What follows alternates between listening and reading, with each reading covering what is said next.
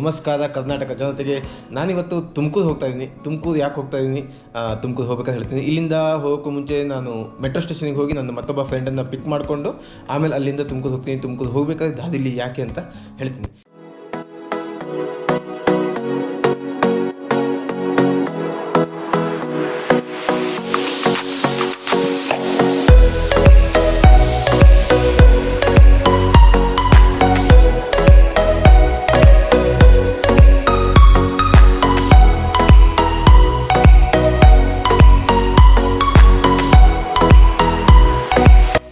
So ನಾನಿವಾಗ ತುಮಕೂರು ಯಾಕೆ ಹೋಗ್ತಾ ಇರೋದು ಅಂತ ಹೇಳ್ತೇನೆ. ಅಲ್ಲಿ ನಮ್ಮ ಆಫೀಸ್ ಕಲೀಗ್ ವಿಜಯ್ ಅನ್ನೋರು, ಅವರ ಮನೆ ಫಂಕ್ಷನ್ ನಡೀತಾ ಇದೆ. ಆ ಫಂಕ್ಷನ್ನಿಗೆ ಒಂದು ಮರಿನ ಹೊಡಿತದಂತೆ, ಬಾಡುಟ ಉಂಟು ಬನ್ನಿಯಪ್ಪ, ನಾನು ಮತ್ತು ಜೋಜೋನ ಇನ್ವೈಟ್ ಮಾಡಿದ್ದು.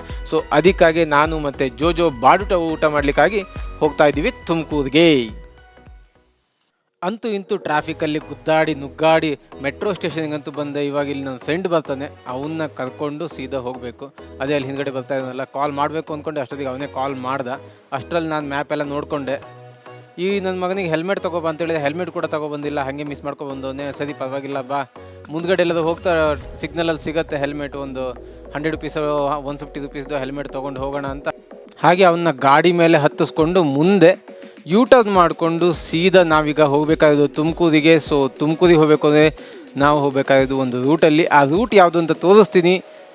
ಹೀಗೆ ಹೋಗ್ತಾ ಇದ್ದರೆ ನೋಡಿ, ಇದೇ ರೂಟಲ್ಲಿ ನಾವು ಹೋಗಬೇಕಾಗಿದ್ದು. ಇದು ಯಾವ ಏರಿಯಾ ಅಂತ ಗೊತ್ತಾಯ್ತಾ ಯಾರಿಗಾದ್ರು?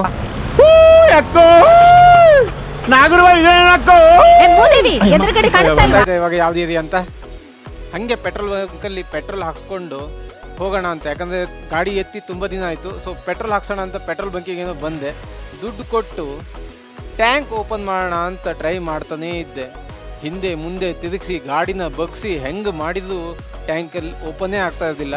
ಅದಾದಮೇಲೆ ಪೆಟ್ರೋಲ್ ಅಕ್ಕನೇ ಒಂದು ಸ್ವಲ್ಪ ಐಡಿಯಾ ಕೊಟ್ಟರು. ಸ್ವಲ್ಪ ಪೆಟ್ರೋಲ್ ಬಿಡ್ಲಾ, ಓಪನ್ ಆಗುತ್ತೆ ಅಂತ ಹೇಳಿದ್ದು. ಹಾಗೆ ಬಿಡ್ತಿದ್ದಂಗೆ ಓಪನ್ ಮಾಡ್ತೀನಿ, ಟಕ್ ಅಂತ ಓಪನ್ ಆಗೋಯ್ತು. ಈ ಐಡಿಯಾ ಮೊದಲೇ ಗೊತ್ತಿದ್ದಿದ್ರೆ ಅವತ್ತು ಡೈರೆಕ್ಟಾಗಿ ನಾನೇ ಕೇಳ್ಬೋದಿತ್ತು. ಆಮೇಲೆ ಪೆಟ್ರೋಲ್ ಎಲ್ಲ ಹಾಕ್ಸ್ಕೊಂಡು ಹೋಗ್ತಾ ಇದ್ವಿ. ಹೋಗ್ಬೇಕಾದ್ರೆ ಯಾಕೋ ಹೊಟ್ಟೆ ಹಸಿತಿದೆ ಅಂತ ಅನ್ನಿಸ್ತು.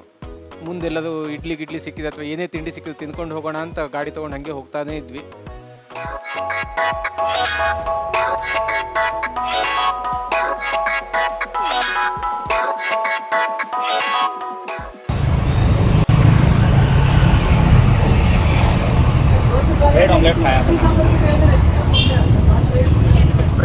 ಇನ್ನೂ ತೊಗೊಳೋದಿಲ್ಲ.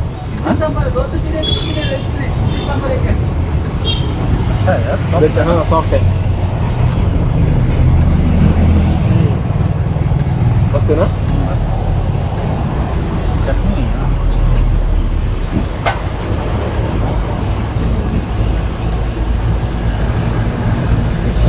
ಸೂಪರ್ ಸಾಫ್ಟ್ ಆಗಿದಂಥ ಇಡ್ಲಿ ತಿಂದಾದ್ಮೇಲೆ ಮತ್ತೆಲ್ಲೂ ಬ್ರೇಕ್ ಕೊಡೋದು ಬೇಡ, ಸೀದಾ ತುಮಕೂರು ಹೋಗಿ ನಮ್ಮ ಫ್ರೆಂಡಿಗೆ ಕಾಲ್ ಮಾಡಿ ಅವ್ರು ಎಲ್ಲಿ ಹೇಳ್ತದೆ ಅಲ್ಲಿ ಆ ಜಾಗಕ್ಕೆ ಹೋಗೋಣ ಅಂತ ಹೇಳಿಬಿಟ್ಟು ಗಾಡಿ ಹತ್ಕೊಂಡು ಸೀದಾ ಹೋಗ್ತಾನೇ ಇದ್ವಿ. ಮತ್ತೆಲ್ಲೂ ನಿಲ್ಲಿಸೋವಂಥ ಅವಶ್ಯಕತೆ ಇಲ್ಲಾಗಿತ್ತು ಅಂತ. ಹಾಗೆ ಇಲ್ಲಿ ಬಂದಾಗ ಒಂದು ಹೆಲ್ಮೆಟ್ ಅಂಗಡಿ ಸಿಕ್ತು. ಹೆಲ್ಮೆಟ್ ಅಂದರೆ ಪಾಪ ಗಾಡೀಲಿ ಇಟ್ಕೊಂಡಿದ್ದು, ಇವನಿಗೊಂದು ಹೆಲ್ಮೆಟ್ ತೊಗೋಬೇಕಿತ್ತು. ಹೆಲ್ಮೆಟ್ ತೊಗೊಂಡಾದಮೇಲೆ ಹಾಗೆ ನನ್ನ ಗಾಡಿಗೆ ಮೊಬೈಲ್ ಇಡ್ಲಿಕ್ಕೆ ಒಂದು ಹೋಲ್ಡರ್ ಕೂಡ ಬೇಕಿತ್ತು. ಹೋಲ್ಡರ್ ಚೆಕ್ ಮಾಡಿದೆ. ಹೋಲ್ಡರಿಗೆ 400 ರೂಪೀಸ್ ಅಂತ ಹೇಳಿದ್ದು. 350ಗೆ ಬಾರ್ಗೇನಿಂಗ್ ಮಾಡಿದೆ. ಹಾಗೆ ನಾನೇ ಹಾಕ್ಕೊಡ್ತೀನಿ ಅಂತ ಕೂಡ ಅವರೇ ಹೇಳಿದ್ದು.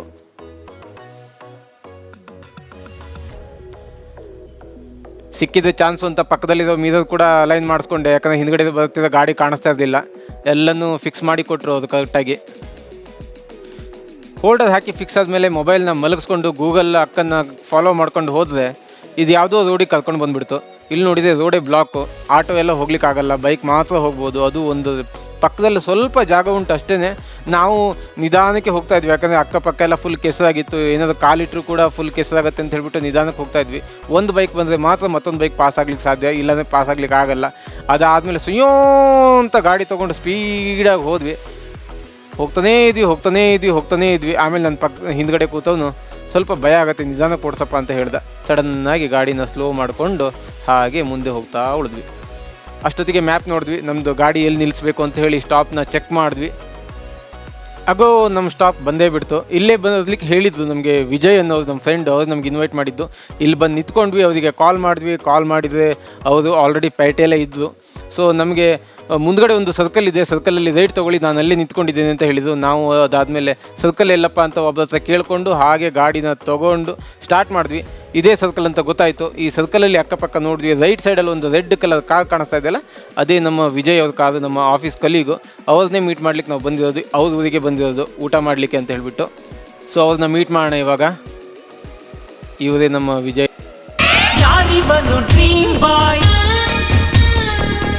ಹಾಯ್ ಹಾಯ್ ರೇ ಹಾಯ್, ಯಾರಿವನು ಪ್ಲೇ ಬಾಯ್. ಹಾಗೆ ಸಿಕ್ದವರು ನಮ್ಮ ಕಾರ್ನ ಫಾಲೋ ಮಾಡಿ ಅಂತ ಹೇಳಿದ್ರು. ನಾನು ಮತ್ತು ಜೋಜೋ ಬೈಕ್ ತೊಗೊಂಡು ಅವ್ರ ಕಾರ್ನ ಫಾಲೋ ಮಾಡ್ತಾನೇ ಹೋದ್ವಿ. ಎಷ್ಟು ಒಂದು 7 ಕಿಲೋಮೀಟರ್ ಅಂತ ಅನಿಸುತ್ತೆ. 7 ಕಿಲೋಮೀಟರ್ ಆದಮೇಲೆ ಅವ್ರ ಊರು ಬರುತ್ತೆ. ಅಲ್ಲಿ ಒಂದು ಟೆಂಪಲ್ ಇದೆ, ಅಲ್ಲೇ ಫಂಕ್ಷನ್ ನಡೀತಾ ಇರೋದು. ಸೊ ಅದನ್ನ ಫಾಲೋ ಮಾಡ್ಕೊಂಡು ಹೋದ್ವಿ. ಫೈನಲಿ ನಾವಿಲ್ಲಿ ಬಂದ್ವಿ. ಬರೋಷ್ಟೊತ್ತಿಗೆ ಸ್ವಲ್ಪ ಮಳೆ ಜಿಮ್ತಾ ಇತ್ತು. ಕ್ಯಾಮ್ರಾದ ಮೇಲೆ ನಿಮಗೆಲ್ಲ ಸ್ವಲ್ಪ ಡಾಟ್ಸ್ ಕಾಣಿಸ್ತಾ ಇರ್ಬೋದು. ಮಳೆ ಬರ್ತಾನೆ ಇತ್ತು ಆಗ. ಅದಾದಮೇಲೆ ಕಾರ್ ಇಳಿದಾದ್ಮೇಲೆ ಅವ್ರ ತಂದೆಯವ್ರನ್ನ ಕೂಡ ನಾವು ಮೀಟ್ ಮಾಡಿದ್ವಿ ಅಲ್ಲಿನೇ.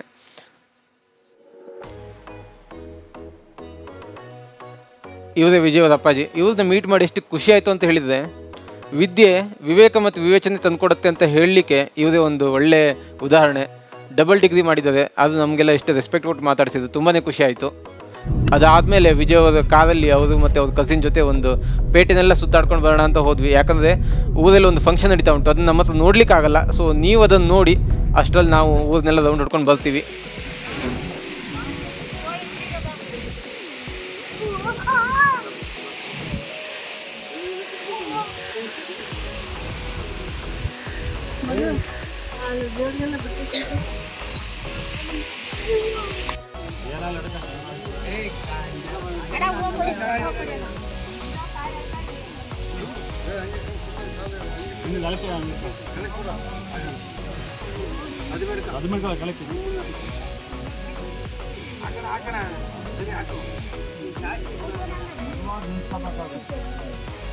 ಹಳ್ಳಿನೆಲ್ಲ ಒಂದು ರೌಂಡ್ ಹಾಕ್ಕೊಂಡು ಇಲ್ಲಿ ಬರೋಷ್ಟರಲ್ಲಿ ಆಹಾ ಘಮ ಘಮ ಅಂತ ಹೇಳಿ ಚಿಕನ್ನು ಮತ್ತು ಮಟನ್ನು ಮತ್ತು ಬಿಸಿ ಬಿಸಿ ಮುದ್ದೆ ಇವೆಲ್ಲ ರೆಡಿ ಆಗ್ತಾ ಇತ್ತು. ಇದನ್ನೆಲ್ಲ ಒಂದು ರೌಂಡ್ ಒಳಗಡೆ ಹೋಗಿ ನೋಡ್ಕೊಂಡು ಬಂದ್ವಿ ಕಿಚನಲ್ಲಿ ಏನೇನು ರೆಡಿ ಆಗ್ತಾಯಿದೆ ಅಂತ ಹೇಳಿ.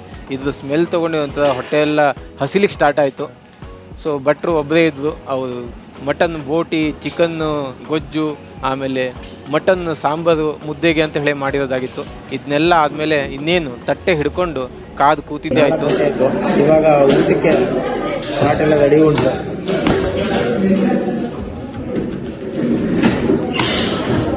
ಇನ್ನೊಂದು ಊಟ ಮಾಡ್ತಾ ಮಾತಾಡಿದೆಲ್ಲ ನನಗೆ ಮಂಗ ಅನ್ಕೊಳ್ತದೆ, ಇನ್ಯಾವ ಮನೆ ಅಂತಿದೆ. ಅದಕ್ಕೆ ಸುಮ್ಮನೆ ಅದಾದ್ಮೇಲೆ ವಾಯ್ಸು ಕೊಡ್ತೀನಿ ನಾನು ಊಟ ಮಾಡಬೇಕಾದ್ರೆ. ಬಟ್ ವಿಡಿಯೋ ಮಾಡ್ತಾ ಇರ್ತೀವಿ ಊಟ ಮಾಡೋದು. ಪ್ಲೇಟಲ್ಲಿ ಫಸ್ಟು ಸೌತೆಕಾಯಿ, ಈರುಳ್ಳಿ ಮತ್ತು ಲಿಂಬೆಹಣ್ಣು, ಅದಾದಮೇಲೆ ಒಂದು ಮುದ್ದೆ. ನನ್ನ ಪಕ್ಕದಲ್ಲಿ ಕೂತಿರೋ ಜೋಜೋ ಮುದ್ದೆ ತಿನ್ನಲ್ಲ ಅವನು, ಯಾಕಂದರೆ ನಾರ್ತ್ ಇಂಡಿಯಾದವನು, ಅವನಿಗೆ ಮುದ್ದೆ ಹೆಂಗೆ ತಿನ್ನೋದು ಅಂತ ಗೊತ್ತಿಲ್ಲ.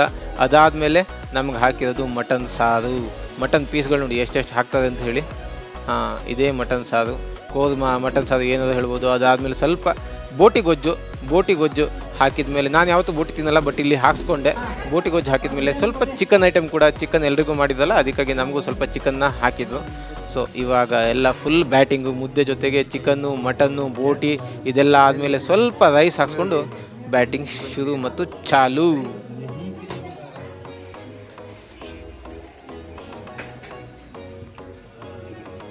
ಫಸ್ಟ್ ಮುದ್ದೆ ಒಂದು ತುತ್ತು ತಿಂದಾಗಲೇ ಆಹಾ ಎಂಥ ಒಂದು ಮಟನ್ದು ಫ್ರೇಗ್ರೆನ್ಸು ಮತ್ತು ಮುದ್ದೆ, ಆ ಬಿಸಿ ಬಿಸಿ ಊಟ, ಆ ಕ್ಲೈಮೇಟ್ಗೆ ಅಲ್ಟಿಮೇಟ್ ಆಗಿತ್ತು. ಮಟನ್ ಕೂಡ ಸಾಫ್ಟಾಗಿ ಬೆಂದಿತ್ತು, ಚಿಕನ್ ಕೂಡ ಸಾಫ್ಟಾಗಿ ಬೆಂದಿತ್ತು. ಸೂಪರ್ ಆಗಿತ್ತು ಊಟ ಮಾತ್ರ.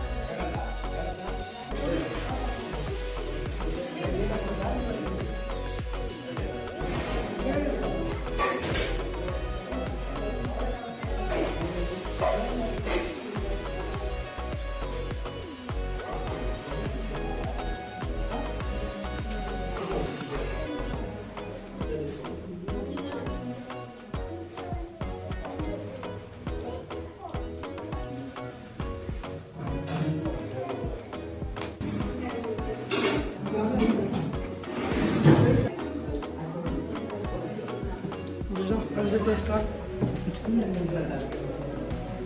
Here is no.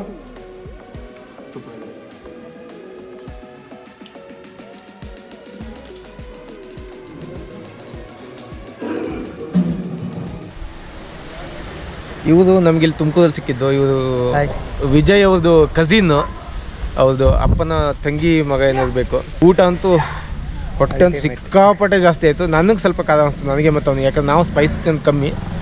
ಅಲ್ಟಿಮೇಟ್ ಊಟದ ವಿಡಿಯೋನೆಲ್ಲ ಮಾಡಿದ್ದೀನಿ.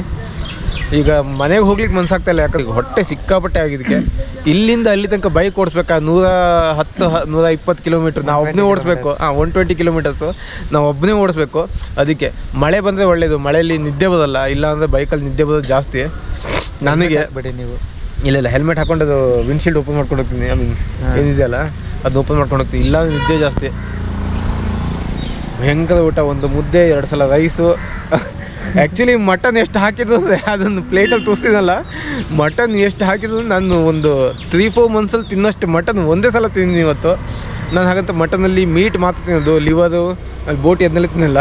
ಇವತ್ತು ಅದನ್ನೂ ಹಾಕಿದ್ರು, ಎಲ್ಲದನ್ನೂ ತಿಂದುಬಿಟ್ಟೆ. ಮಸ್ತ್ ಇತ್ತು, ಅದೇ ಒಳ್ಳೆ ಟೇಸ್ಟ್ ಮಾಡಿದ್ದು. ಸ್ಪೈಸಿ ಒಂದಿಲ್ಲ ಅಂದಿದೆ, ಮಸ್ತ್ ಟೇಸ್ಟು.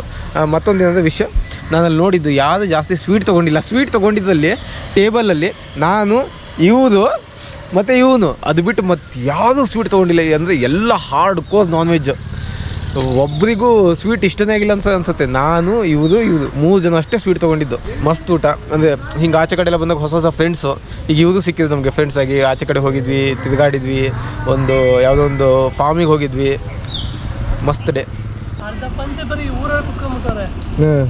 ಏನು ಮಾಡೋದು? ಜನನೂ ಬರೀ ಬಂದಿಲ್ಲ, ಎತ್ಕೊಂಡು ಹೋಗೋಕ್ಕೂ ಆಗಲ್ಲ.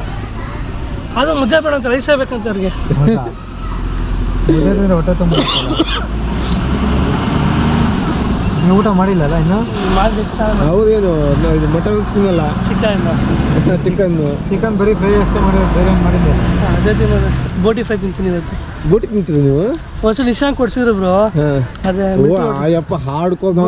ಒಂದ್ಸರಿ ಒಂದೇ ಒಂದು ಪೀಸ್ ತಿಂದು ನೋಡಿ, ಟೇಸ್ಟ್ ಇಷ್ಟ ಆಯ್ತಾ? ಕಂಟಿನ್ಯೂ ಗೊತ್ತಾಯ್ತು, ತಿಂದಿದ್ದೆ, ಗುಳ್ಳೆ ಹೋಯ್ತು ಅಸಲಿ, ಅದಕ್ಕೆ ಅವಾಗ ಬಿಟ್ಬಿಟ್ಟಿದ್ದೆ. ಮಟನ್ ತಂಪು ಬ್ರೋ, ಇದು ಹೀಟ್ ಆಗಲ್ಲ. ಚಿಕನ್ ತಿಂದ್ರೆ ಇನ್ನೂ ಹೀಟ್ ಆಗಲ್ಲ. ತಿಂತೀನಿ ಆಗಿದ್ದಾಗಿ. ಪಾಪು ಇದು ಬೇರೆ ಅಲ್ವಾ, ತಿನ್ನಿ, ಏನಾಗಲ್ಲ. ಮಟನ್ ತಿನ್ಬೇಕು ಬ್ರೋ. ವಿಜಯ್ ಹೊಡೋದ 5:05 ಆಯ್ತು. ಇವನಿಗೆ ಮೆಟ್ರೋ ಬಿಡ್ಬೇಕು, ನೀವು ಮನೆಗೆ ಹೋಗ್ಬೇಕಲ್ಲ. ಮಳೆ ಆಯ್ತು, 120 ಕಿಲೋಮೀಟರ್ ಒಬ್ಬನೇ ಓಡಿಸೋದು. ಅದೇ ಮಳೆ ಬಂದ್ರೆ ನಾನು ರೆಕಾರ್ಡ್ ಆಗ್ತಿದ್ಯಾ? ನೀವು ಮಾತಾಡಿದ ಆಯ್ತು. ಜಸ್ಟ್ ಅವಿ ಫಿಲ್ಟ್ರಾ